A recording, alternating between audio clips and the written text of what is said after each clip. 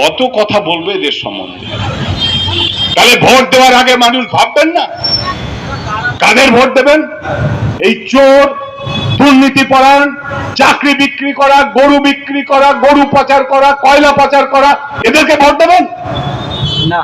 আমি সেই জন্য যে কথা আপনাদেরকে বলছিলাম, আমি তখন সেই অধ্যাপক মহাশয়কে বললাম যে হ্যাঁ, গোপাল লামাকে এতদিন জানতাম ভালো মানুষ, কিন্তু যে লোকটা চোরের দলে নাম লেখায়, যে লোকটা মূর্খ লোক না, যে লোকটা শিক্ষিত মানুষ, যিনি একজন WBCS অফিসার, গোটা দেশ জানে মমতা ব্যানার্জি চোর, গোটা দেশ জানে মমতা ব্যানার্জি চাকরি বিক্রি করে টাকা নিয়েছে, গোটা দেশ জানে ভাইপো হচ্ছে আজকে গীতাঞ্জলি বাড়ি বানিয়েছে কয়েকশো কোটি টাকা দিয়ে, গোটা দেশ জানে মমতার ভাইদের ওই টালিগঞ্জের পাড়ায়, কালীঘাটের পাড়ায় 37টা প্লট কিনেছে, যে মমতা ব্যানার্জি হাওয়াই চপ্পল আর ঝোলা ব্যাগ নিয়ে ঘোরে, এটা হচ্ছে ভরং মাত্র।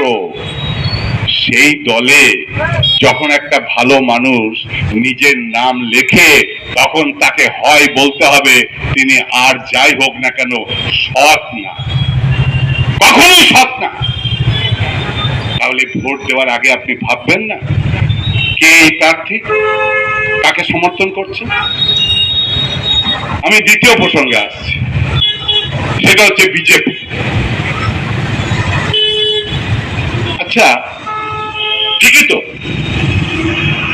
মমতা ব্যানার্জি, আমি যখন দেখি উনি মঞ্চে দাঁড়িয়ে বলেন, আমি ভাবি একটা মানুষ যদি নাট্যকার না হয় তাহলে এইভাবে তো কথা বলতে পারে না, কারণ মানুষের বিবেকের মধ্যে কিছু জিনিস তো কাজ করে। উনি দিব্যি বলে যাচ্ছেন,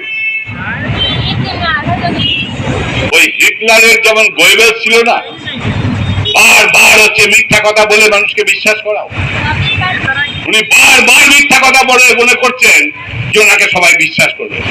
আজকে গোটা দেশের মানুষ জেনেছে ভারতবর্ষের 1 নম্বর চোরের নাম হচ্ছে মমতা বন্দ্যোপাধ্যায়। সব মানুষ জেনেছে। আচ্ছা বলুন তো, মা মাটি মানুষ উনি স্লোগান দিলেন, মা মাটি মানুষ। আজকে কামদুনের সেই মেয়েটির কথা মনে নেই,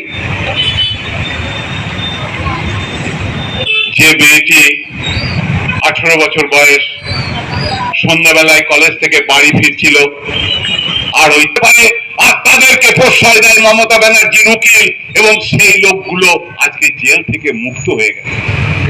মাদের ভালোবাসেন।